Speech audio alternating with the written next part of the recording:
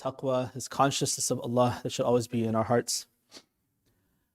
In the khutbah today, I'd like to speak about this one part of Islamic culture that Allah has legislated. He said in the Quran in a few places, in Surah Al-An'am, He says, أعوذ بالله من الشيطان الرجيم بسم الله الرحمن الرحيم وإذا جاءك الذين يؤمنون بآياتنا فقل سلام عليكم.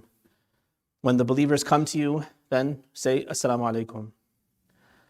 In another place he says in Surah Al-Nisa, وَإِذَا حُيِّيتُم بِتَحِيَّةٍ فَحَيُّوا بِأَحْسَنَ مِنْهَا أَوْ رُدُّوهَا.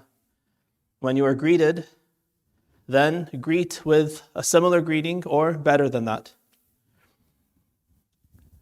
So this is a part of Islamic culture that Allah has legislated, this salamun alaykum, assalamu alaykum, and all the different forms that it takes on. It's known as tahiyyatul Islam. Tahiyya means a greeting. It originally comes from hayyak Allah, like haya means life. Hayyak Allah literally means may Allah give you life or give you long life. And it's a greeting you'll hear Arabs say sometimes. It's like hi and hello, but it has some more meaning. It's a dua as well, but it's not Islamic. Hayyak Allah is not an Islamic greeting. It's just like hello and hi. Right? But that hayyak Allah as an Arab greeting in the Jahiliyyah, now that term tahiyya has come to be used for the Islamic greeting.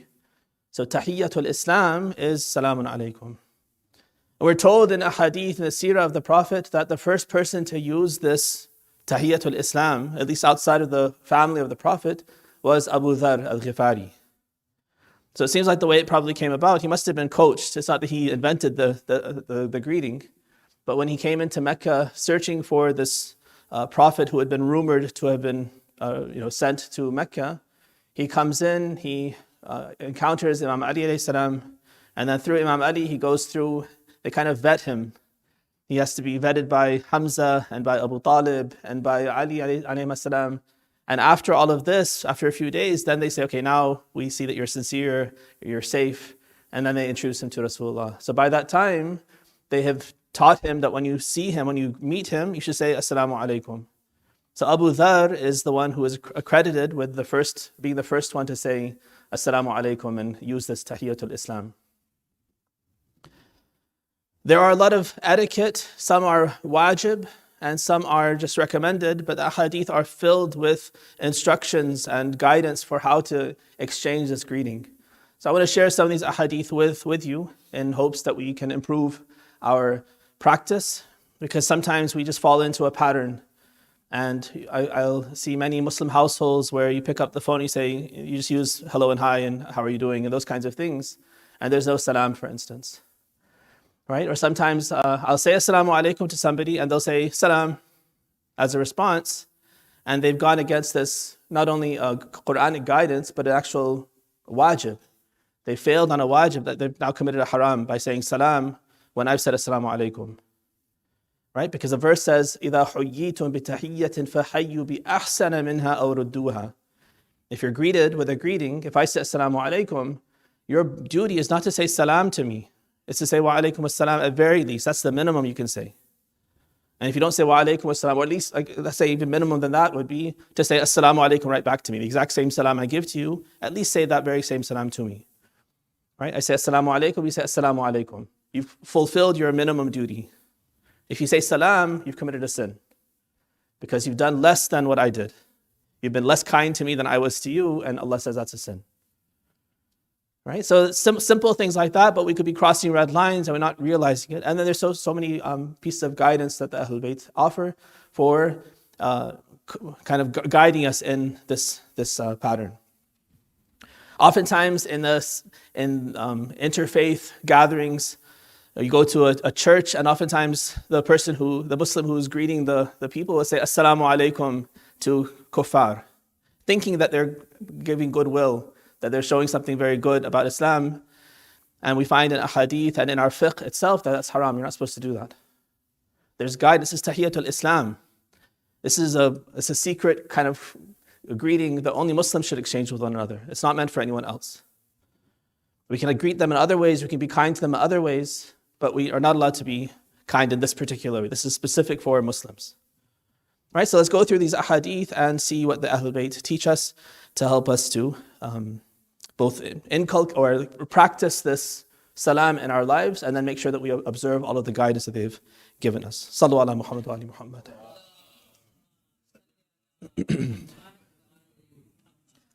This is from Al-Kafi. The first guidance, very simple, from Rasulullah sallallahu alayhi wa alihi.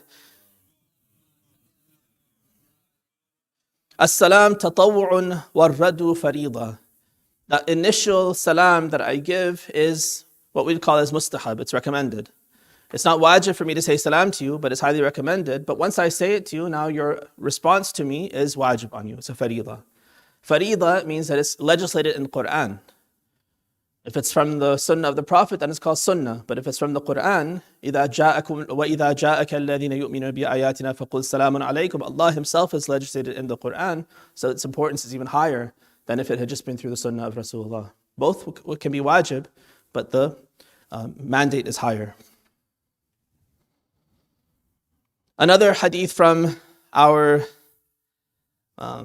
probably from Rasulullah, it doesn't say which Imam it's from. He says, "Man bada bil kalam qabla salam fala tujibuh." Anyone who starts talking to you before saying salam to you, then don't answer him. I give him the cold shoulder, or at least remind him, say assalamu alaikum first. Al kalam, as-salam, thumma al kalam. It rhymes too. First say salam and then talk to me.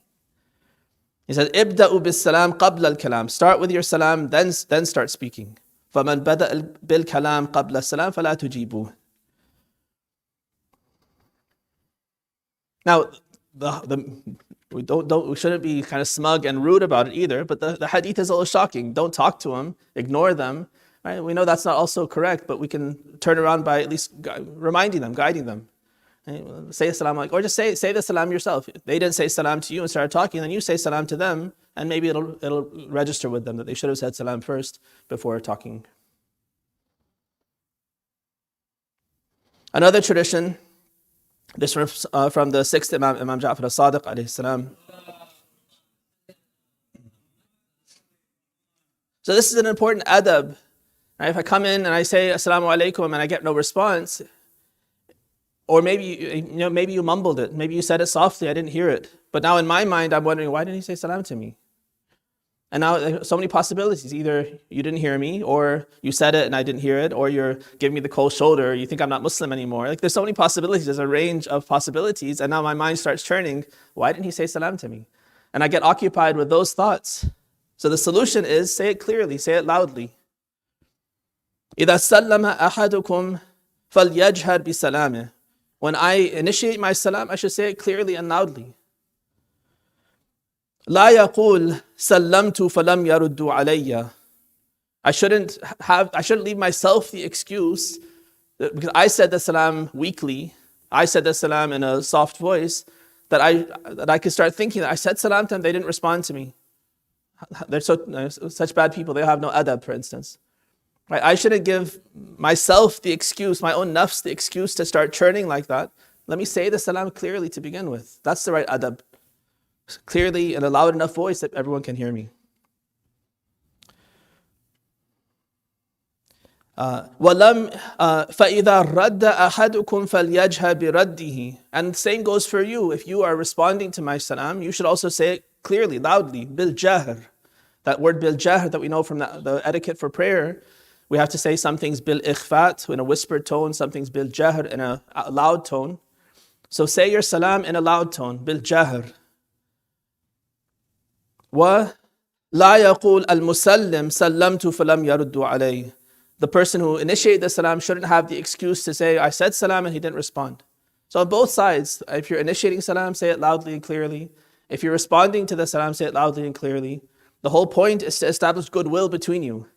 If you say it in the wrong way or in a soft way and so forth, then instead of creating goodwill, you're now creating suspicion. You're now creating ill will, bad thoughts. Why is he insulting me? Why this and why that? And all the goodwill that was supposed to be there is now gone. Another tradition, the transmitter says, سمعت أبا عبد الله عليه السلام يقول من قال السلام عليكم فهي عشر حسنات من جاء بالحسنة فله عشر أمثالها. The Quran tells us if you do a good deed, then Allah offers you 10 times the reward for the good deed. So if you say Assalamu alaikum, then he's offering 10 rewards for that phrase. And if you say Assalamu alaikum wa rahmatullah, then this is 20 good deeds, 20 hasanat. And if you say Assalamu alaikum wa rahmatullahi wa barakatuh, then that's 30 good deeds. Each of those additions is another good deed, so he's offering 10 more rewards. So the 10 and the 20 and the 30. So if you want to maximize your reward, then say the longest greeting that you can, and it's a very easy way to both create goodwill in the community and also earn Allah's reward. But if you follow that logic, if you increase the length of the salam, you might say, well, let's add some more things too. So this happened in Amir al-Mu'mineen's time.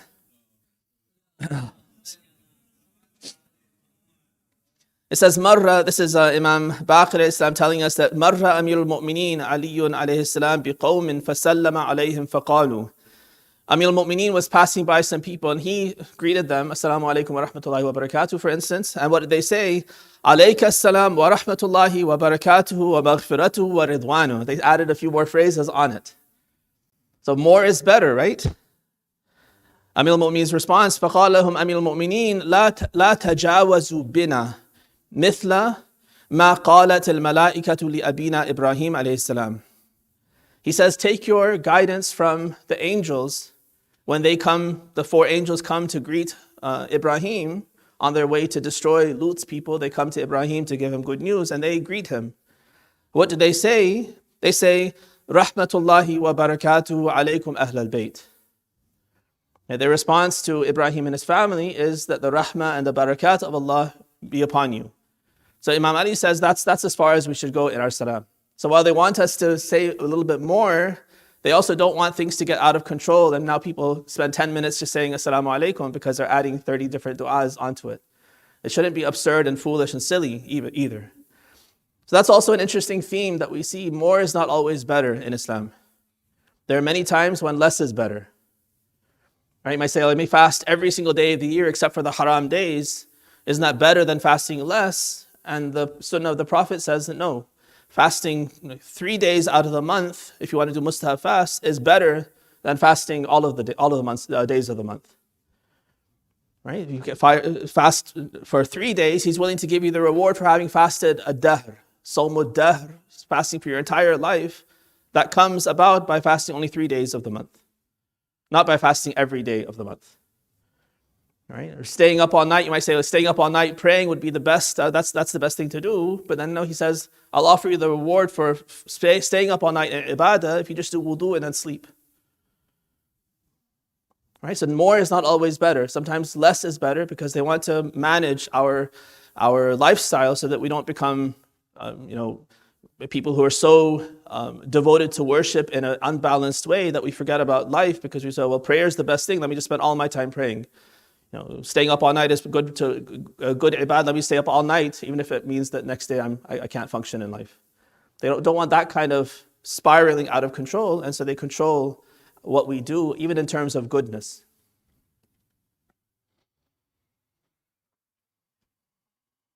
Another tradition from Imam as-Sadiq alayhi salam.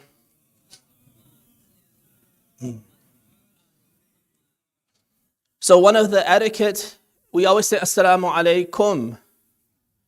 Right, even if I'm speaking to one person, I say Assalamu alaikum. Even if I'm speaking to my wife or my daughter, I say Assalamu alaikum. In Arabic, they have different pronouns for every category. There are 14 different pronouns. So kum is for masculine plural.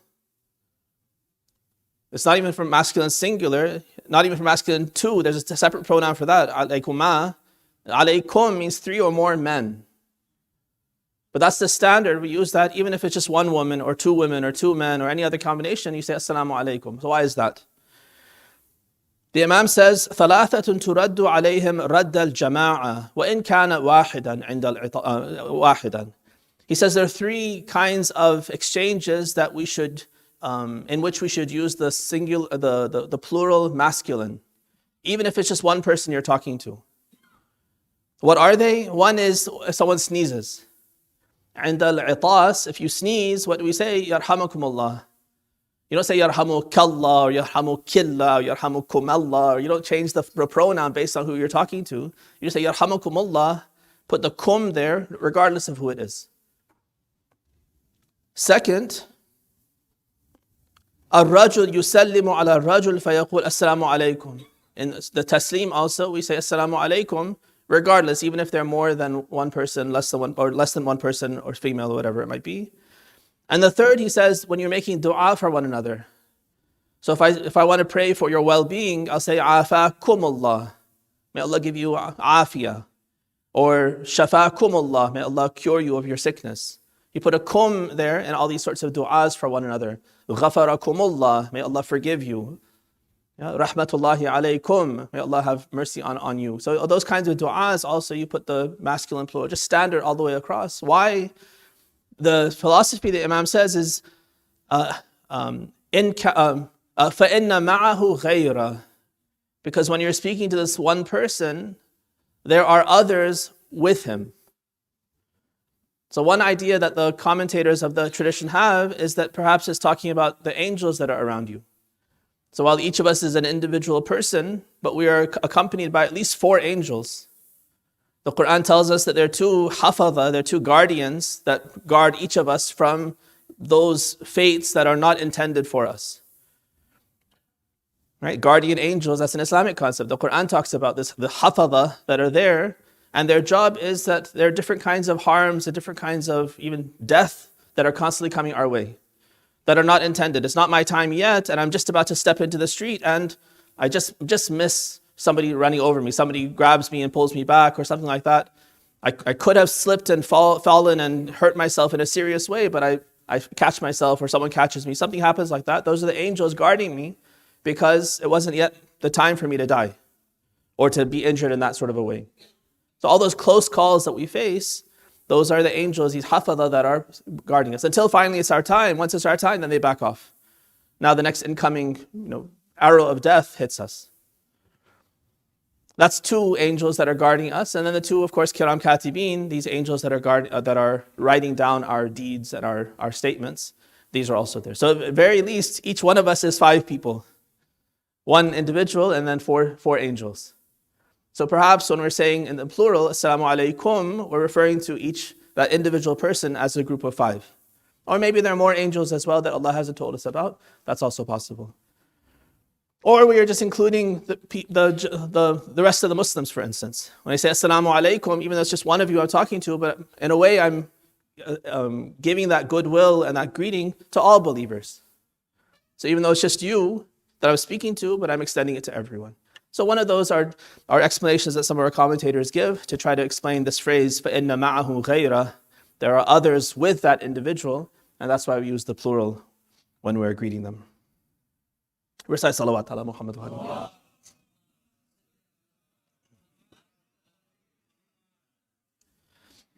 Now, in terms of initiating, sometimes we have this dynamic that's unhealthy where we feel like there's a hierarchy. I'm older, I'm this or that, and so I shouldn't be the one to say salam. I should wait for someone else to say salam. If they say salam, then I will come down to their level and say salam, for instance. Right? That kind of dynamic is a bad dynamic.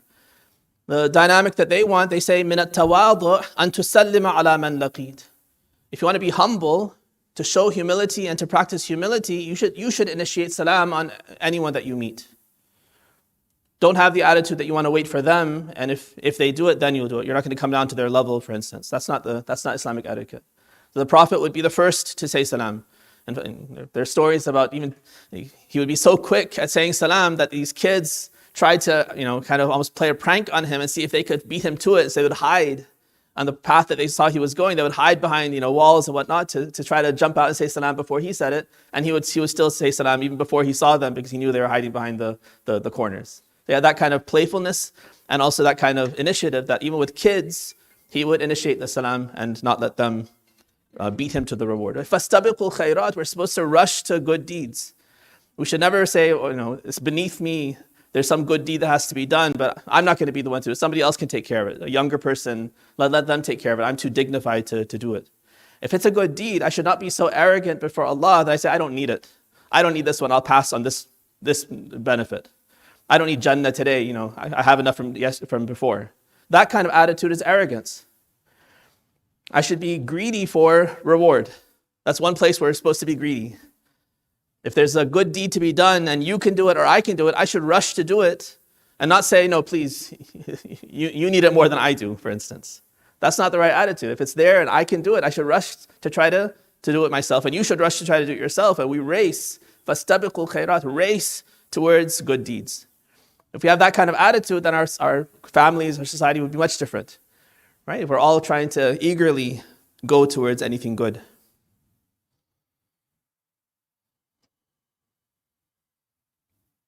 Now, what about shaking hands and hugging? Are those also part of salam? So the Imam Sadiq alayhi salam says,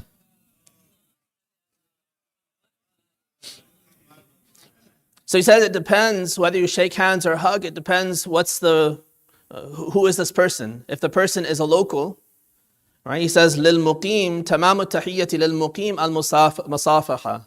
So, we all live locally, we see each other regularly. So when we say salam, if we want to complete the salam and make it better, then we should shake hands as we greet each other. But for a musafir, تَمَامُ التَّسْلِيمِ عَلَى الْمُسَافِرِ الْمُعَانَقَةِ. Somebody who's traveling from out of town, now they're coming in and you're going to say salam to them. If you want to perfect your salam to them, then give them a hug. Mu'anaqa, unuq in Arabic is neck. So going neck in neck with someone is mu'anaqa, hug. Right? So these are also part of the Islamic etiquette. Shaking hands is an Islamic practice, a sunnah, and the hugging also is a sunnah. That doesn't mean you can't hug someone local, or you can't shake hands with someone who's traveling. But the adab that they're trying to teach us is that there's this kind of difference between the two.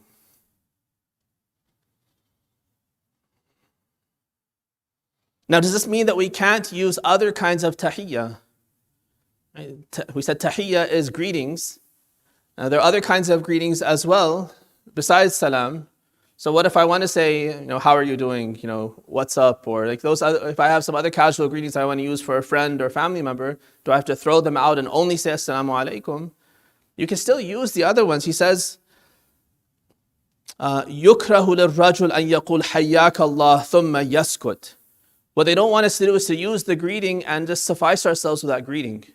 To say hello and then that's it to a fellow Muslim. Right? But you can say hello if you feel like it, if that's something you want to do, but then you should follow it up with a salam. Right? So the salam should be at least part of our greeting. It doesn't have to be the only greeting we use, but it should definitely be a part of every greeting whenever we greet a fellow Muslim. All right.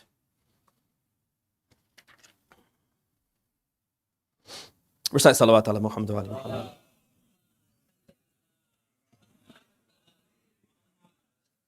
Now this salam, we have different kinds of obligations.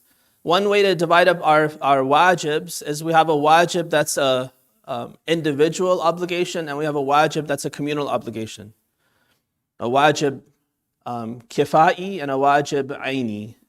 So sometimes, like your individual prayers, each one of us has to say our dhuhr prayer today or our Jumu'ah prayer, and just because one person says his Jumu'ah doesn't mean the rest of us can go home and not pray at all. Each one has his own individual obligation. But then some obligations fall on the shoulders of the community. And as long as someone takes care of it, then everyone's free of guilt. And janazah is one example. It's not that every single person has to participate in every single janazah, but enough people have to come forth and participate in the whole process and make sure the person is honored and buried correctly. If some people do it, then everyone's free of the obligation. It's when nobody does it that everyone's guilty of failing in the obligation. That's when you see the consequence. So salam is like the latter. It's a wajib kifai. It's a communal obligation. So someone comes in, we're all sitting here, someone says assalamu alaikum. It's not required that each one of us individually says alaikum assalam, alaikum assalam. Then 200 people all saying salam to the person. That's not necessary. He says salam to the whole congregation. That's good enough if one person near the door, for instance, says alaikum assalam, then we fulfilled our obligation. The rest of us can keep listening to the khutbah, for instance, or keep praying or whatever it might be. Yeah, so it's a communal obligation. The Imam says, إِذَا سَلَّمَ مِنَ الْقَوْمِ وَاحِدٌ أَجْزَأَ عَنْهُمْ. So if one of us sitting here says salam to the person coming in, then that one person has fulfill the obligation for all of us. A mustahab obligation in this case, because it's only mustahab to initiate salam. وَإِذَا رَدَّ وَاحِدٌ أَجْزَأَ عَنْهُمْ. And someone says salam and now we have to answer. One person answers, then he fulfills the obligation for the whole gathering. Everyone is now free of guilt because one person has answered the salam of the person who's come in. Now this obligation also extends into prayer. So there's some things that are a little surprising because we feel like when you're praying, you should be so focused. And that is true, but there are certain things that we're supposed to be cognizant of even while we're praying. So it's makruh to close your eyes when you're praying so you can be a little bit aware in a kind of a latent way of your surroundings. That if there's some obligation, someone's hurt, someone falls down in front of you, or there's a child who needs your help, something like that, that you're aware enough of that. Or even if you have your belongings there and someone wants to come steal it or step on your glasses or something, you should be aware enough that you can stop those things from happening. You're allowed to do those things while you're praying. A child's crying and needs to be picked up, you can bend over, pick the child up and comfort him or her while you're praying. Right? So salam is one of those things that we're supposed to be aware of while we're in salah. So if you are praying, that's a wajib. Or mustahab, but say even it's a wajib prayer, you're in your wajib dhuhr prayer, and now someone comes and says, Assalamu alaikum, to you specifically. Then what do? It was only mustahab for him to say, or recommended for him to say salam, but now it's wajib on you to respond. So now you have two obligations. One is to continue your prayer, and one is to say salam to this person. So it's a conflict of two obligations, but here it's not a full conflict where you have to break your prayer to say salam. You can say salam actually while you're praying.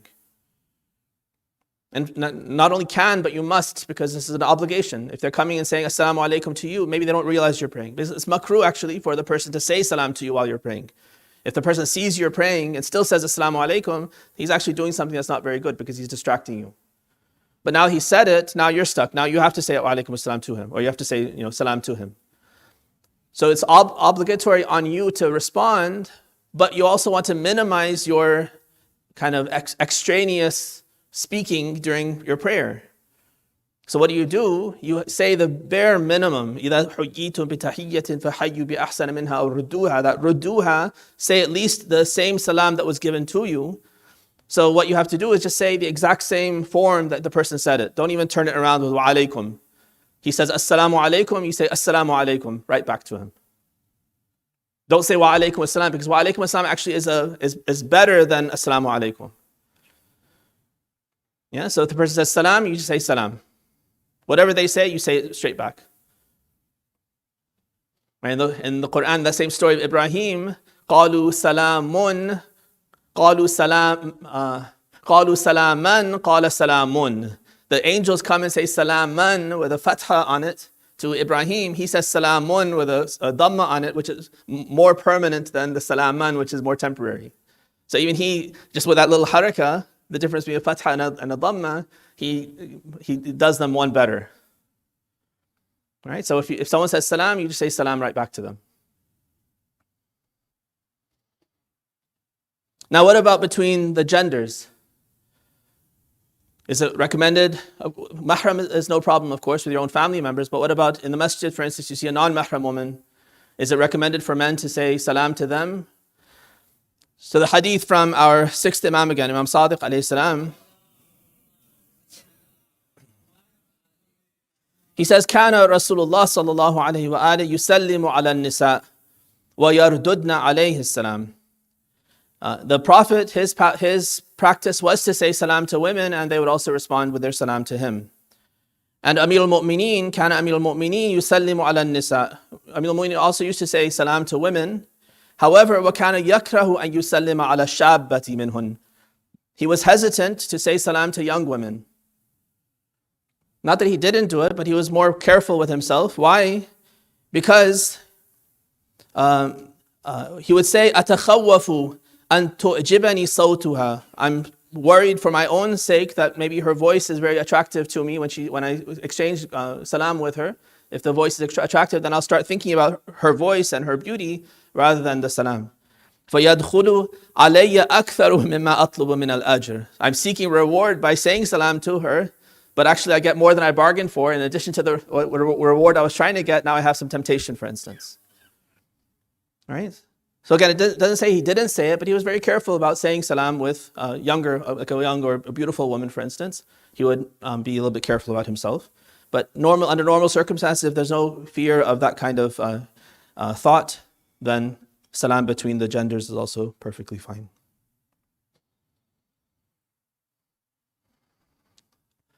All right, let me stop there and then I'll continue with a couple more in the second khutbah. Bismillah ar-Rahman ar-Rahim.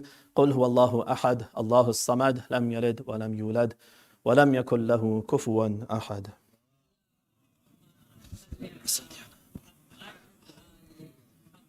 Allahumma salli.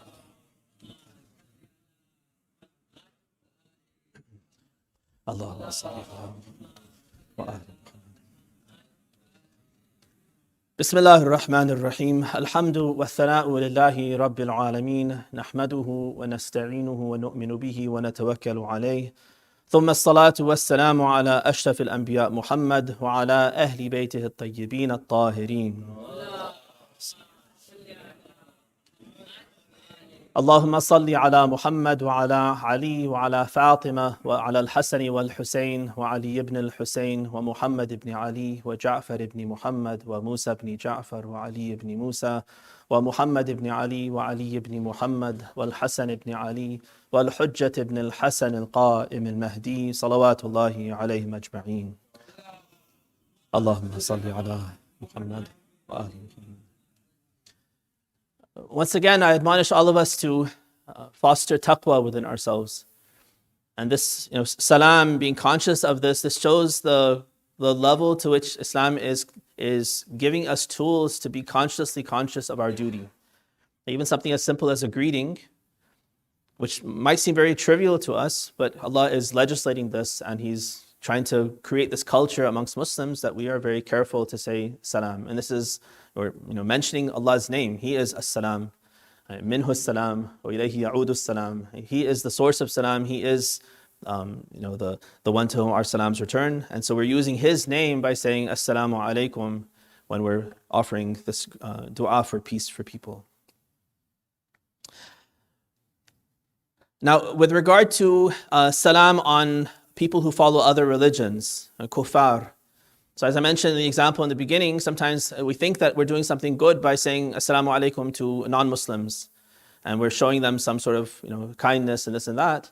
But actually this is not what we're supposed to be doing. Right, so we have some ahadith also that guide us to this. This is a lengthy one. The story goes, it's a similar story. This is a common practice of the Jews of Medina. So the story goes that Rasulullah was sitting, Aisha was with him, and then one after another, a few Jews come by and they would say, Assalamu alaikum. Sam, they had this layyan bi alsinatihim wa ta'nan fil qawl. They would twist their tongues, and then one of their habits was to play games. Allah says, enter the gate of Jerusalem and say, hitta, forgive our sins, let our sins drop from us. And they go through and they say, we're kind of hungry, hinta, they say wheat. We want bread and wheat. And so they twist their words and they'll try to cleverly introduce corruption into their words to try to outsmart God or to be a little bit clever. And it actually shows this arrogance within them. And so instead of assalamu alaikum with a lam, they would say assalamu alaikum, leaving the lam out, death to you. Right? And we should also be careful. Some people, when they say salam, it sounds like that. Iranis have a tendency to leave their lam out as well. Assalamu alaikum. It becomes very kind of quick and you can't tell if it's salam or sam. Right? So just be careful of how you say it so you don't give opportunity for someone to misunderstand. So when they would say assalamu alaikum, the Prophet's response would be alaikum. Not wa alaikum even, just alaikum. Because wa alaikum means on me and on you. Yeah? He would just say alaikum, just on you only. Okay? It's not on me, only on you, like that. And again, another person came, same thing. The Prophet said, alaikum. It happened 3 times. After a while, Aisha gets very angry and her temper flares. And so she responds on behalf of the Prophet, says, alaykum as-salam wal ghadab wal la'natu ya ma'shar al-yahud ya ikhwat al-qiradat wal khanazir. She makes a mistake by saying alaykum as-salam. She shouldn't have said that. But then she goes even further and says, may God's anger, His damnation be upon you, O Jewish people, O brothers of monkeys and pigs, alluding to the maskh in the Quran where Allah punished some of the Jewish people by making them into pigs and monkeys. So she goes overboard. So Rasulullah says, Ya Aisha, inna al-fuhsha law kana mumathalan lakana mithala saw. He says that if speaking harshly and kind of like, cursing people and these kind of things, if it was put into physical form, it would be a very ugly form. If Allah were to do tajassum and personify this anger and this kind of, very harsh talk that you just enunciated, the form of that in human form would be a very ugly creature. He says, وَإِنَّ الرِّفْقَ لَمْ يُوضَعْ عَلَى شَيْءٍ قَطُّ إِلَّا زَانَ. Rifq, kindness, gentleness is the adornment of everything. If you add a little bit of gentleness to anything, then it beautifies that. And the opposite, he says, وَلَمْ يُرْفَعْ عَنْهُ قَطُّ إِلَّا شَانَ. If you take away rifq and gentleness and that subtlety, then it leaves the thing uglier for it. So do everything gently. She says, Ya Rasulullah, ama sami'ta ila qawlihim assalamu alaykum. She says, in justification for herself, didn't you hear? They're saying assalamu alaykum, not assalamu alaykum. The Prophet says, Bala, of course I did. Ama sami'ti ma radatu alayhim. Didn't you hear how I responded to them? Qultu alaykum. I said alaykum. That's good enough. فإذا سلم عليكم مسلم فقولوا السلام عليكم وإذا سلم عليكم كافر فقولوا عليك. If a Muslim says assalamu alaikum, then you say assalamu alaikum, alaikum assalam, whatever you want to say. But if a kafir says salam to you, then say alaikum. Whatever is due to you, may that be upon you. If you're innocent, if you're ignorant, if you are goodwill, then you're looking for the truth, then Allah will put His mercy on you.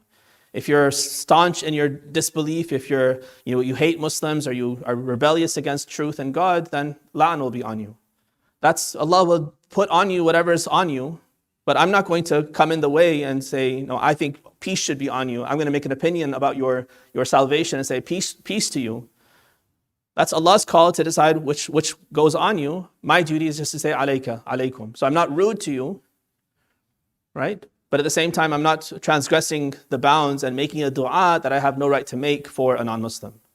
This assalamu alaikum is tahiyyatul Islam. It's the greeting of Muslims with Muslims only. It's not to be extended to anyone else.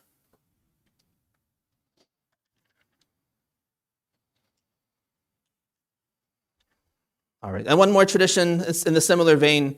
Imam Sadiq says that Amir al-Mu'mineen said, لا تبدأوا أهل الكتاب بالتسليم. Right? This was about responding to salam of a non-Muslim. So nowadays, they come with goodwill. People who are non-Muslim, they'll learn that this is the way Muslims greet each other, and they'll come thinking that they're doing a very good thing and a kind thing. That's good. That goodwill we can appreciate, that they're coming and saying assalamu alaikum because they want to, kind of say something that will make us feel good. But we have our Islamic duty as well, and so respect the kindness and the goodwill that they're extending, but say alaikum in response. But what about initiating salam?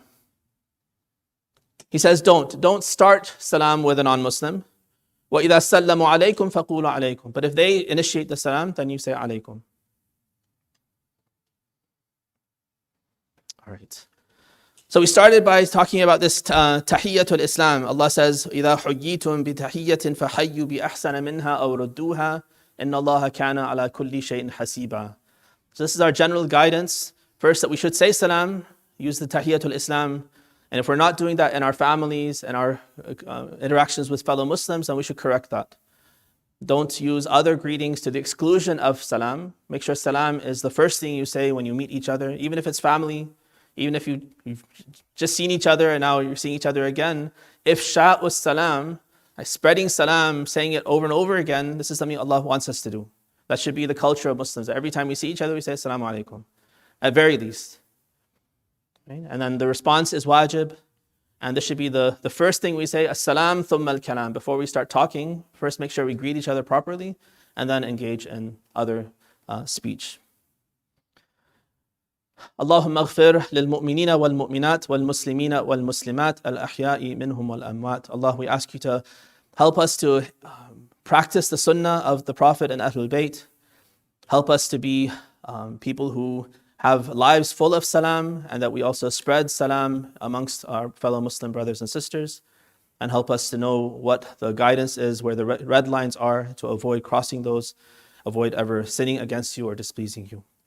بسم الله الرحمن الرحيم إنا أعطيناك الكوثر فصل لربك وانحر إن شانئك هو الأبتر. اللهم